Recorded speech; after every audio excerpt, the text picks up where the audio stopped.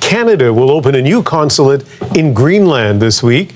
Greenland is described as an autonomous territory of Denmark, and like Canada, Donald Trump has talked about wanting to annex the huge Arctic island and its 58,000 people. When we open a consulate in Greenland, we are expanding Canada's diplomatic footprint in another Arctic region. The Arctic just experienced a political earthquake, and almost no one in Washington saw it coming.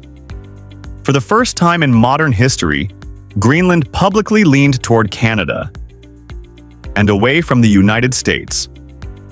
A single word, spoken by a Greenlandic official, sent shockwaves through Western intelligence circles, Arctic policy groups, and even Capitol Hill. The word was simple, finally. But its meaning was enormous. It signaled a shift many believed was impossible. Canada now holds influence in a region America once assumed it controlled by default. This isn't symbolism. This isn't ceremony. This is geopolitics in its purest, rawest form.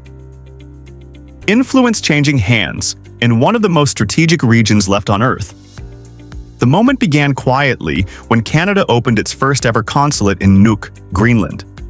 A move so sudden and unexpected that it stunned observers across the Arctic. Canada had never done this before. When we open a consulate in Greenland, we are expanding Canada's diplomatic footprint in another Arctic region. I've had numerous conversations with other foreign ministers of Arctic countries, and we all agree that now is the time to ensure that our collective. The Arctic giant, known for its vast northern territory, had never placed a diplomatic mission directly in Greenland. And when Canada's foreign minister stepped onto Greenlandic soil, the highest level Canadian visit in years, local officials didn't hide their reaction. They said, finally. Not politely, not cautiously, but with relief, emotion, and something Washington didn't expect: genuine alignment. That single word marks a turning point because it revealed something deeper. While the United States has spent years talking about Greenland, sometimes loudly, sometimes aggressively, Canada quietly built the cultural foundation that Greenland has been waiting for. Washington treated Greenland as a strategic asset, a military outpost, a chessboard square. Canada treated Greenland as a neighbor. And that difference, in the Arctic, matters more than anyone expected. Greenland, an autonomous territory of Denmark, has long been the subject of American fascination. The U.S. maintains Thule Air Base there, one of the most critical American installations in the entire Arctic region. And under former President Donald Trump, the rhetoric went even further. He openly discussed buying Greenland outright. He floated annexation. He suggested the U.S. should simply acquire it, as though it were a piece of real estate rather than a homeland of 57,000 people. Those comments shocked Greenlandic leaders, embarrassed Denmark, and strained trust between allies. It wasn't the seriousness of the idea that bothered them. It was the disrespect. But while Washington talked loudly, Canada acted quietly. Instead of sweeping declarations or political theatrics, Canada sent its foreign minister, not with demands, not with pressure, but with understanding. Rooted in Inuit-to-Inuit connections and Arctic identity, Canada told Greenland, "We know you. We understand your history, your culture, your climate, your people." And Canada backed it with long-term commitment, opening its consulate, establishing political presence, and signaling that this relationship is not temporary, not symbolic, but structural. Greenlandic MP Pelle Broberg responded with one word: finally. And behind that word was decades of frustration. Greenland has always been caught between Europe and North America, buying Canadian goods, relying on Canadian snowmobiles, sharing deep cultural ties with Inuit communities in Nunavut and Nunavik, yet always forced to route its trade through Denmark. That meant higher prices, longer wait times, and constant dependence on distant European supply chains. The arrival of Canada's consulate changed that dynamic overnight. For the first time, Greenland has a direct diplomatic door into North America, but not through Washington, through Ottawa. And this is where the geopolitical plot twist begins. For years, Greenland has wanted access to the North American trade system, the old NAFTA, the current USMCA. It wanted freer trade. It wanted integration. It wanted economic pathways that reflected its geography, not just its colonial past. And for the first time ever, a Greenlandic official floated the idea publicly. Canada might be the country to bring Greenland closer to the North American economy. To most Americans, this sounds absurd. The US is the center of North America. But to Greenland, the US has spent years treating the island as a strategic object, a place to put an airbase, not a place to build a partnership Canada. Meanwhile, shares Indigenous heritage, Arctic climate, northern infrastructure, and cultural understanding. Greenland saw respect, and that matters. But the timing is what truly sent chills through Washington. Just as Canada arrived with diplomacy, Denmark accused the United States of something unprecedented: covert influence operations inside Greenland. A Danish public broadcaster reported that individuals connected to Trump or his inner circle allegedly attempted to shape Greenlandic politics. The accusation wasn't framed as espionage, but as interference. Denmark summoned the top US diplomat.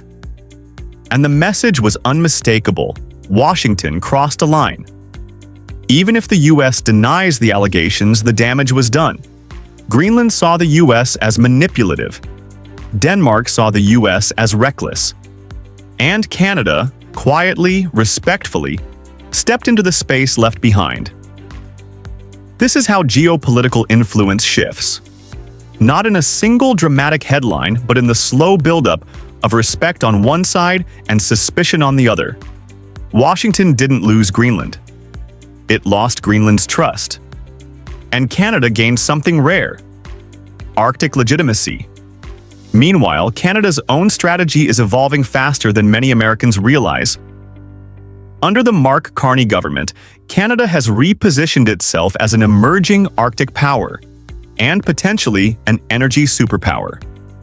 Ontario is developing small modular nuclear reactors at Darlington, a major industrial shift aimed at reducing energy costs, powering factories, and strengthening national independence. Alberta is studying the same approach. After years of US tariffs on steel, autos, and aluminum, Canada decided it could no longer depend on Washington for industrial stability. So it began building the foundation for energy and manufacturing strength at home. This matters in the Arctic because the country with economic power will shape the northern future, and Canada is building at the exact moment the Arctic is becoming the world's newest geopolitical hotspot. As sea ice melts, new shipping lanes open. Mineral deposits become accessible. The Northwest Passage, long blocked, is turning into a strategic corridor. China, Russia, the US, Europe, and Canada are now racing for influence in a region that was once considered unreachable. And in the center of that race sits Greenland, a potential Arctic superpower if it chooses the right partners. Greenland is watching Canada strengthen its economy. Greenland is watching Denmark and Canada align on green energy, offshore wind, and north-to-north cooperation. Greenland is watching a Canada that shows up without arrogance, and Greenland is responding.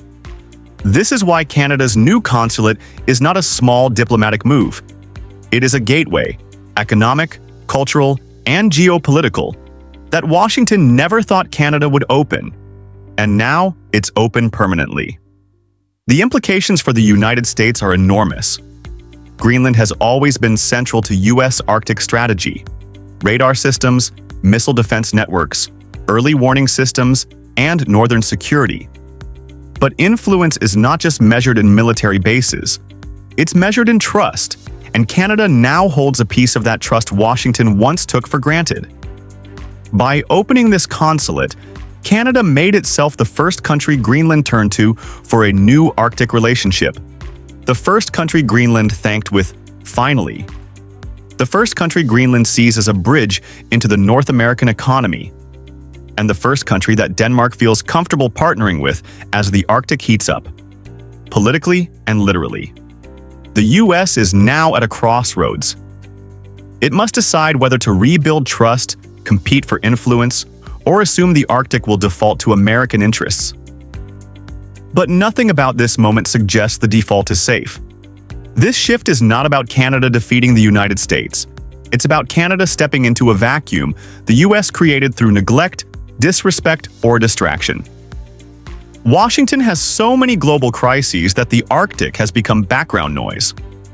Ottawa made it a priority. And Greenland noticed. In geopolitics, victories go to the countries that show up, and Canada showed up. Greenland's political leaders see a new path. One that ties their future not only to Denmark, but to Ottawa. They see cultural alignment, economic opportunity, and respect. They see a North America where Canada, not the US, might become Greenland's gateway to opportunity. They see an Arctic identity that mirrors their own. What was once an American assumption is now a Canadian advantage.